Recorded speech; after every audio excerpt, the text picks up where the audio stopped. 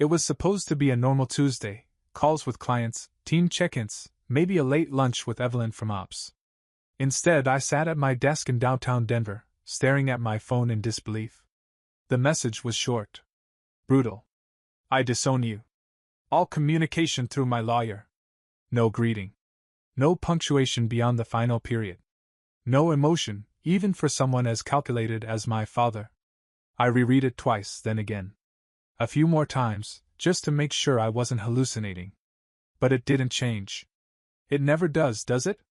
Words, once sent, are like bullets. And this one hit. It's not like I hadn't seen it coming. For years, I'd carried this family on my back. When Dad's logistics business in Fort Collins started tanking in 2016, I stepped in. Moved my own company's contracts his way. Rebuilt his digital infrastructure from the ground up. Swallowed losses just to keep him solvent, because he was my father. Liam, my younger brother, never had to lift a finger.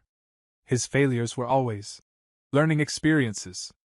Every time he blew through another 5-figure investment, or left another job under unfair conditions, I was the one bailing him out. I paid off his debts. Paid for his apartment. Even bought him a second-hand SUV last year after he crashed the first one drunk on New Year's Eve. But this time? This time was different. Last weekend, they'd asked me to co-sign a new loan. For Liam, of course. A passion project. A tech startup with no product, no plan, and a pitch deck that looked like it was thrown together during a hangover. I said no. For the first time in 15 years, I said no. The room went quiet like I'd set off a bomb. Dad had stared at me, eyes narrowed behind his glasses. You're turning your back on your family. I'm not turning my back, I said calmly. I'm just done being your safety net. Liam scoffed. Wow. The golden sun's finally grown a spine. Mom stayed quiet. She always did. I walked out of the house that day with my jaw clenched, hands shaking, but my decision solid.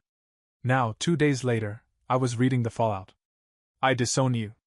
All communication through my lawyer. No hesitation this time. I opened a new message and typed one word. Understood. Then I set the phone down and turned to my laptop. See, what Gregory didn't factor into his calculated little drama was that our businesses still shared a joint account, one I had created when I took over the back end of his failing operation and poured in my own capital to keep it afloat. And in that moment, something in me flipped. I logged into the corporate banking portal. Still had access. Still had authorization. I withdrew every cent that was mine, plus the additional $46,000 I had injected this past quarter. Total, $182,000. Legally mine. All documented. All backed up. Then I closed every open vendor line I'd opened under Nexus Resources. Not out of spite. Out of necessity. If I was no longer part of the family, then they no longer had access to my support, my funds, or my name. By noon, the first emails from Gregory's accounting team started trickling in, panicked, confused. At 2:18 p.m., Liam called 3 times. I didn't answer. And then, at 3:41 p.m., my mother's name lit up on my screen. I hesitated before tapping. Ignore. At 4:12 p.m., a voicemail came in. I let it sit. And then came the message. One that I knew would come eventually, but not this soon. What have you done, Daniel? The whole family is falling apart. For the first time in years, I felt something close to peace. Let it fall. The voicemail from Mom stayed unread for hours. It wasn't that I didn't care. That was the problem. I still did, far more than I wanted to admit. I told myself I was done, told myself it was just business now. But I knew the tremble in her voice, the kind that came when the image of control started slipping. By the next morning, I had a dozen missed calls. Not just from Liam and my parents, but from a few mutual family friends, even my Uncle Keith, who hadn't spoken to me in 2 years. The silence that followed Gregory's message had detonated, loud and frantic. At 8:42 a.m., an email came through from Gregory's lawyer, Alan Ferris. Per your father's request, all correspondence moving forward will be handled through this office. Please do not contact him directly. Any withdrawal of business assets will be reviewed. I replied with a single attachment, a full ledger of my contributions to our joint business account, annotated with dates, wire receipts, and legal disclaimers. I CC'd my own attorney, Danielle Navarro, and added one sentence. Funds withdrawn were exclusively mine. My involvement in Gregory and Sons Logistics is officially terminated. That was the line in the sand. I didn't go into the office that day. I knew better. Once news started spreading that I'd pulled my money, the vultures would start circling. Gregory's business was already bleeding. My withdrawal had just made it hemorrhage. Instead, I spent the morning at a cafe near Capitol Hill, trying to think. The truth was, I didn't have a plan. Not really. For so long, my calendar, my emails, even my financial decisions were tied to them, to holding things together. It felt like cutting a cord that had been strangling me and holding me up at the same time. By lunchtime, I'd skimmed half a dozen messages from Liam. Most were angry. One stood out. You seriously screwed us, man. Dad's freaking out. Mom's crying. You're proud of yourself? No apology. No acknowledgement of the years I'd held things together. Just blame. I didn't reply. Later that day, I finally listened to Mom's voicemail. Her voice was raw. Daniel, please. I don't know what your father told you, but we can talk. The money's not the issue. We're just hurt. Everything's spiraling. Liam didn't mean to upset you. Just call me. Please. It stung. Not because of what she said, but because of what she didn't. No one ever meant to upset me. They just did, and then expected me to patch it up. I forwarded the voicemail to my therapist. That night, Ethan dropped by my place.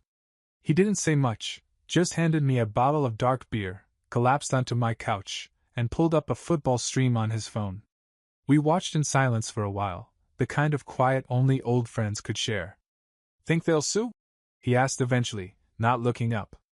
They can try, I said. I documented everything. The money was mine. He nodded. Then screw 'em. I let out a dry laugh. Easier said than done. Ethan gave me a sideways glance. You're allowed to be angry, Dan. You don't have to make it look noble. They betrayed you. That's not business, it's personal. He was right, of course. It had always been personal. The money, the guilt, the expectations, none of it had ever just been business. I spent that night drafting a list. Not of legal next steps or business contacts, but something simpler. Just 2 columns. Things I owe them. Things they owe me. The first list was blank. 2 days after the voicemail, I heard nothing more from my father. No follow-up from his lawyer either, which told me everything I needed to know. They were scrambling. What Gregory hadn't considered was that I'd been preparing for this moment longer than I even realized. Quietly, methodically, I'd kept records of every cent I funneled into his business, contracts, communications, personal funds disguised as temporary loans. At the time, I kept them for tax purposes. Or so I thought. But deep down, I think I knew this day would come. Still, it wasn't easy, even knowing I was in the right. Grief doesn't always feel like loss, it often feels like freedom laced with guilt. Ethan said as much when he swung by again that Friday. You're not crazy for missing people who treated you like garbage, he said between sips of his drink. It's just conditioning. You spent years being the hero. Now you don't have a cape, and you don't know who you are without it. I didn't respond at first. I was still chewing on that phrase, the hero without a cape. It was true. Somewhere along the way, I let myself become a function in that family. A solution. Never a son. Later that night, I opened an old file on my laptop labeled Inheritance Planning. It was from 4 years ago, when I'd helped Gregory restructure the estate, liquid assets, the warehouse properties, even the downtown Fort Collins office that Liam had wanted to turn into a cigar lounge. I'd put in days of work, sleepless nights, smoothing it all out because Gregory trusted my mind, even if he never respected my voice. But now, the irony was rich. The man who once called me the backbone of the operation had wiped me from the family with one sentence. I stared at the folder and hovered over the delete key. Then I minimized it and closed the lid. Not yet. The next morning, Chloe called. My cousin on my mom's side, always the one person in the family who actually listened. I just heard what happened, she said. Uncle Greg, He's telling people you hacked into the account. I laughed bitterly. Of course he is. Never underestimate the power of delusion. Chloe was quiet a moment. You okay? No. But I'm getting there. I believe you, she said softly. And I'm proud of you for standing up to him. We all watched it for years, you carrying everything while Liam coasted. You're not crazy, Daniel. You're just done. Her words echoed louder than she probably realized. You're not crazy. You're just done. That evening, I got a message from Liam. Not a call this time. Just a single line. You ruined everything. I didn't reply. What was there to say? But I sat with the words longer than I'd like to admit. Not because they hurt, but because they felt eerily familiar. I realized I'd been told that, or some version of it, most of my life.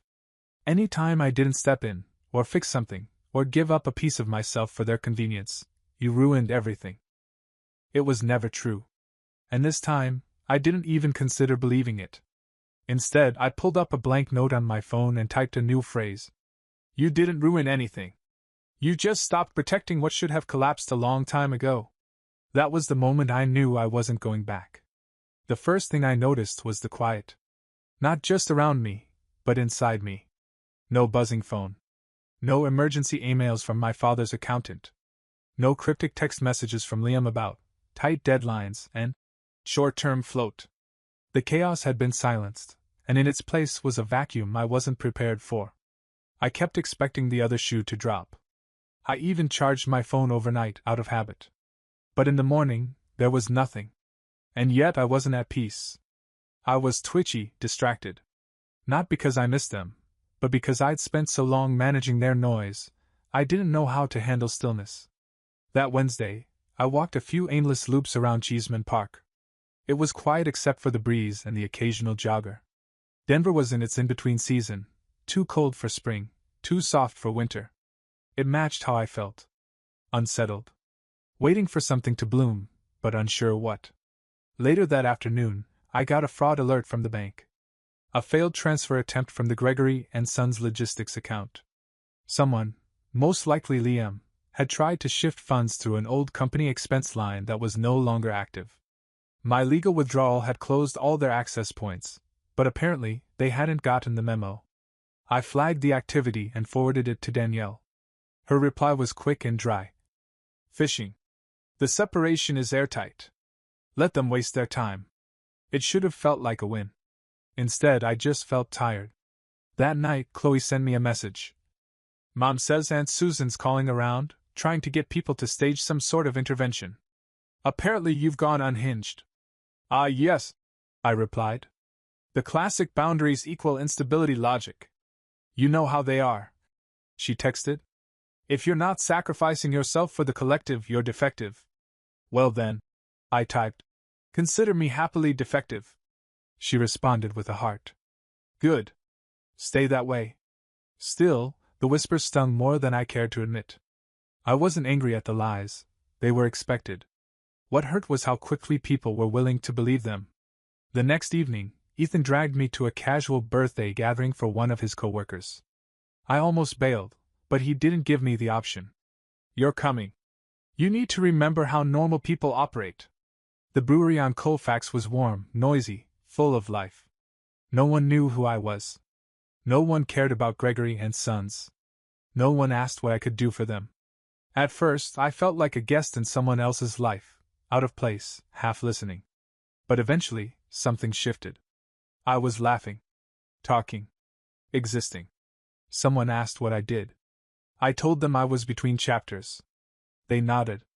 No follow-up. No judgment.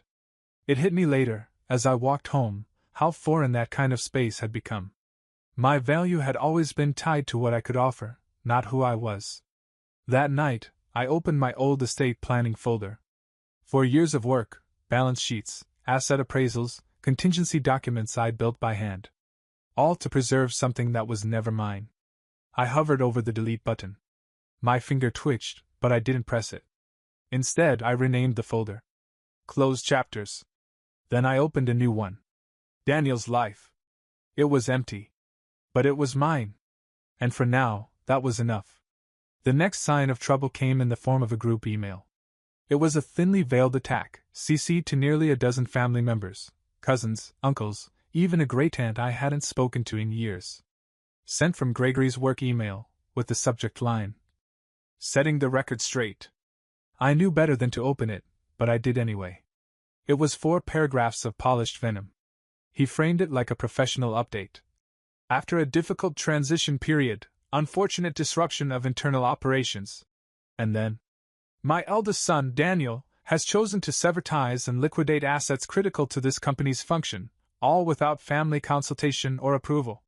That last line burned more than I expected. Family consultation? As if this was a boardroom and not a lifetime of unreciprocated sacrifice. As if I hadn't spent years asking, pleading, for accountability. I didn't respond. Neither did most of the CC'd names.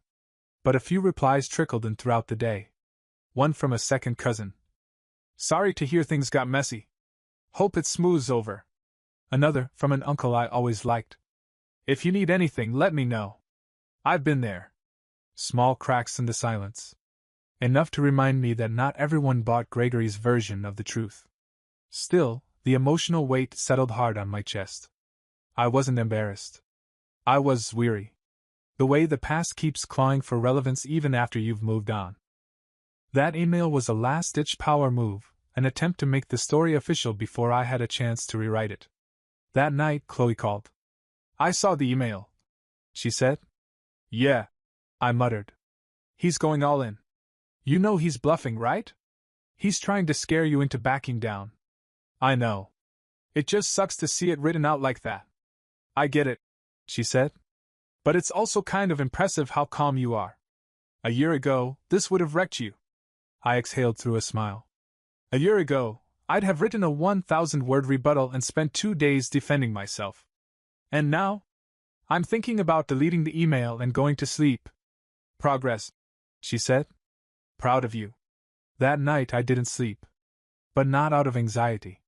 I stayed up drafting ideas, real ones. A consulting service for small businesses struggling to modernize operations. I even outlined a rough pitch deck, added a list of potential leads from contacts I hadn't spoken to in years. It felt real. Not a reaction. Not a detour. A direction. Ethan texted the next morning. "You up? Want breakfast?" "I'm hungover and need moral support," I replied. "Only if you pay. I'm morally fragile too." We met at a Greasy Spoon diner on 17th. He looked like hell. I didn't. "So," he said between bites of hash browns, "what's next?" I sipped my coffee. "I think I'm going to launch something. Small. But mine." He raised an eyebrow. "About time. You've been building other people's dreams for a decade. Maybe now you build yours."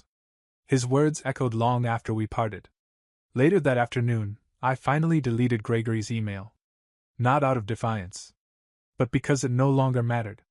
The next blow arrived quietly. A knock on the door. No one there. Just a thick cream-colored envelope on the mat. The return address listed a firm I didn't recognize. New name, same game. I knew what it was before I even opened it. 3 pages of vaguely threatening, performative language dressed up as concern. Gregory was now seeking reparative mediation for misappropriated funds, citing emotional distress and the destabilization of shared family assets. There it was, the legal version of a temper tantrum. I handed it to Danielle without saying a word. She sat at the breakfast bar, hair in a messy bun, scanning the document with the calm of someone flipping through a takeout menu. She closed it after one read. "This is theater. There's no legal standing, and they know it." I nodded. "That's not the point. He's not trying to win. He's trying to wear me down." Danielle didn't blink. "Then don't let him." It was that simple. And that hard. Later that day, I got a voicemail from my aunt, the first I'd heard from her since all this started. She didn't mention the letter. Didn't ask how I was. Instead, her voice came wrapped in sugar and history. "Do you remember when you helped me move into my first apartment? You were what, 12? You worked all day without complaint. Your father was so proud. I hope you know how much this has hurt him. He may never say it, but it's eating him alive. Click. No apology. No accountability. Just a slow drip guilt form meant to pull me back.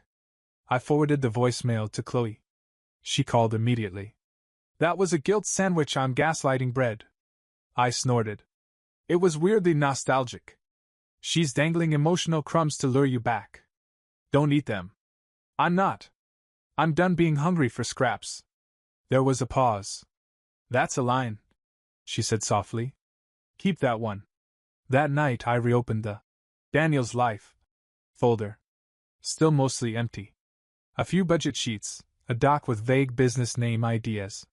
But now I added a new file. What I actually want. I sat there for a minute before typing anything.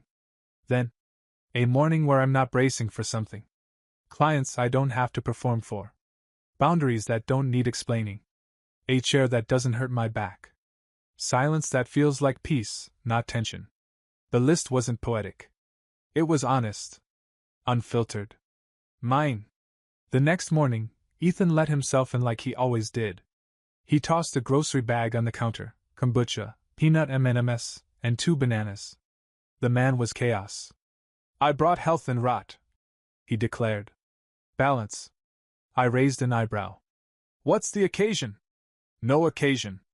Just figured you needed someone to sit and not ask you how you're doing. I smiled. You're right. He flopped onto the couch and scrolled his phone. Eventually, I told him about the letter. And the voicemail. He didn't offer advice. Just sat with it.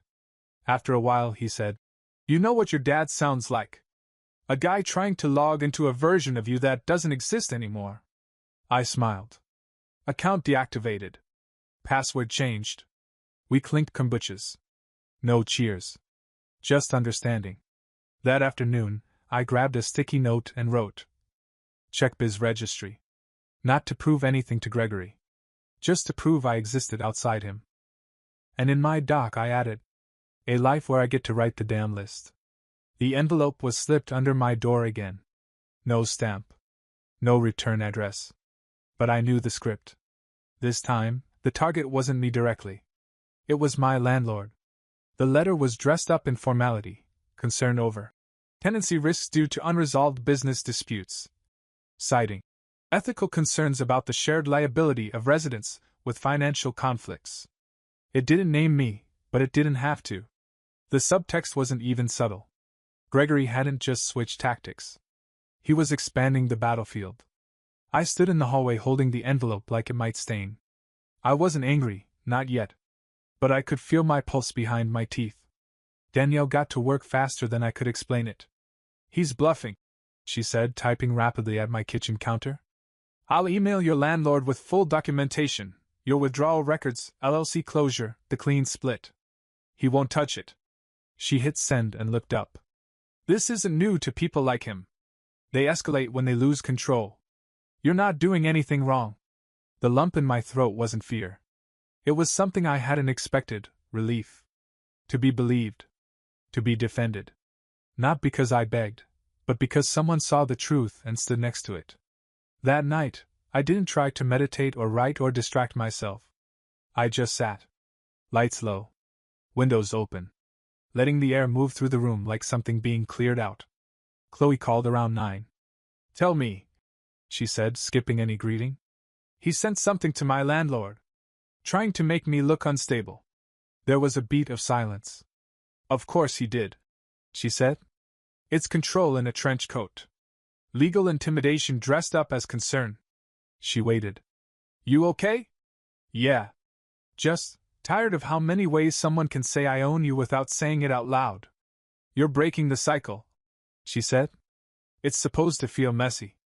We talked for a while, not about him, but about weather and weird podcasts, and what she was growing in her windowsill garden.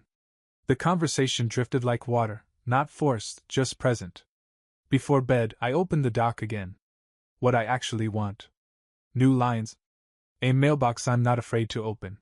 Friends who stay without needing a reason. A living room where I can just breathe. When I finished, I closed the laptop but left the list up on the screen. Let it be the last thing the room saw before I slept. The next evening, Ethan came over with Thai takeout and a random pack of sparkler candles. "We're celebrating something," he said, lighting one and sticking it in a spring roll. "What exactly?" "No idea. Felt like it." We sat on the balcony, legs propped on the railing. He asked about the landlord letter, then didn't push. Just listened. After a few bites, he said, "Your dad's launching denial campaigns. Meanwhile, you're building an actual life." I nodded. Then I said, without even meaning to, "I renamed the folder. Just life now." He grinned. "That's the most rebellious thing you've done yet." We toasted spring rolls. No ceremony. Just choice. A full week passed without an email, a call, a letter. No text from Gregory. No dramatic legal tone from anonymous firms. No papers slipped beneath my door. Nothing. It should have felt like peace. But it felt like a hell breath. Gregory's silence never came without strings. He didn't do surrender.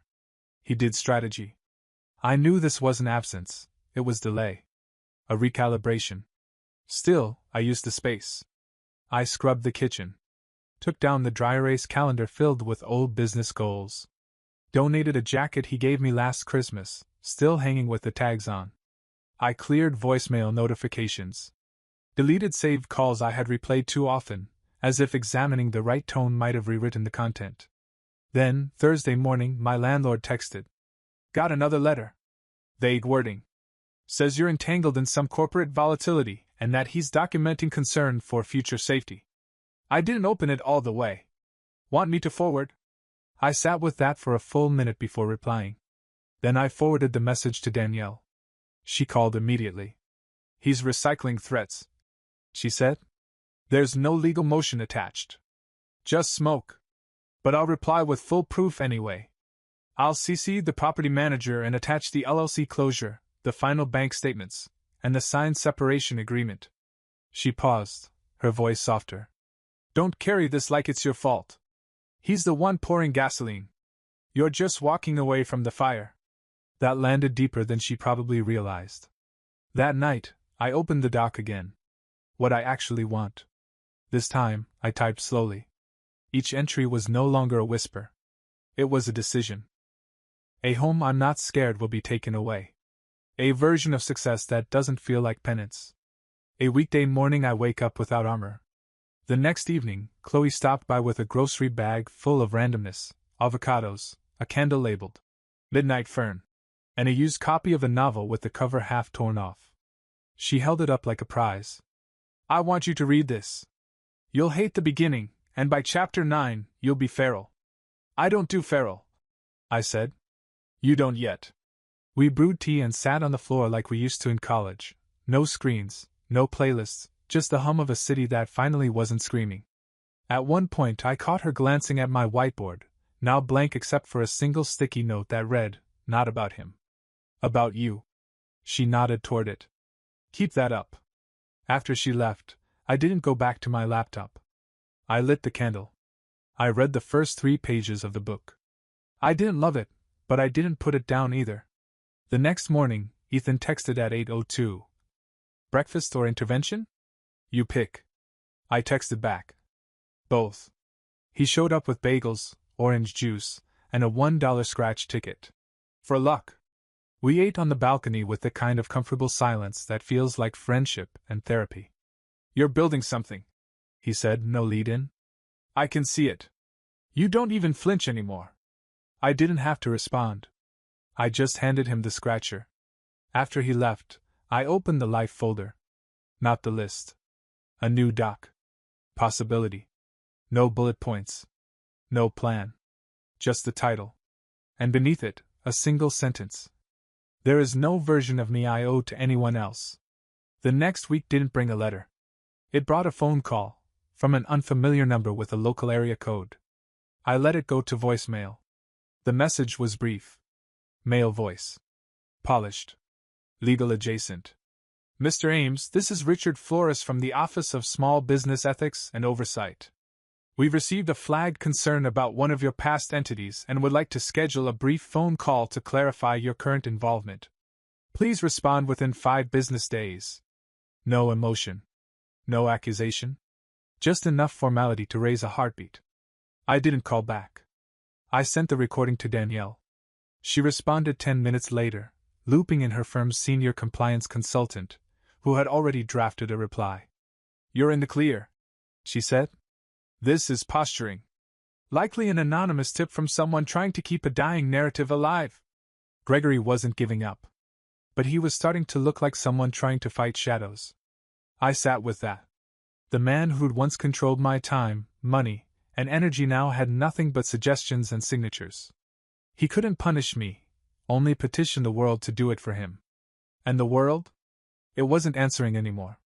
That night, I printed out my list for the first time. Not for dramatic effect. Just because it felt real enough to hold now. I didn't frame it or post it. I folded it once and tucked it into the inside cover of my notebook. A quiet ritual. A way of saying, "I believe me." Chloe came by later, bearing cookies shaped like stars and a used copy of a travel guide to Iceland. "I'm not saying you need to leave," she said. "I'm saying maybe you start dreaming about somewhere you're not always recovering." She sipped her tea, eyes on the window. "You've been unlearning for so long. Maybe it's time to start learning something new." Later, when she left, I opened the possibility doc again. I didn't add a list. Just a sentence. What if healing isn't just mending what broke, but building what was missing? The next morning, I made coffee without checking my phone first. It hit me halfway through the first sip. That used to be automatic, wake, scroll, brace. Now I woke, and I brewed, and I was just, here. Ethan texted at noon. "Window open?" I texted back. "Always." He climbed through like a raccoon. Tossed a lemon into my lap. "What's this?" "Symbolism," he said. "Make something with it." We sat by the window for a long time. He read silently. I opened my laptop. Not to write a list. Not to draft a legal response. Just to read over what I'd already written. And then I added one more thing. Not to the list. Not to the doc. To my calendar. Monday, 10 a.m., business registry appointment. For the first time, it wasn't a shield. It wasn't proof I was doing fine. It was motion. Mine. As I closed the laptop, I realized something. Gregory wasn't falling apart. That wasn't the point. I didn't need him to collapse. I just needed to stop shrinking every time he took a breath. And I had.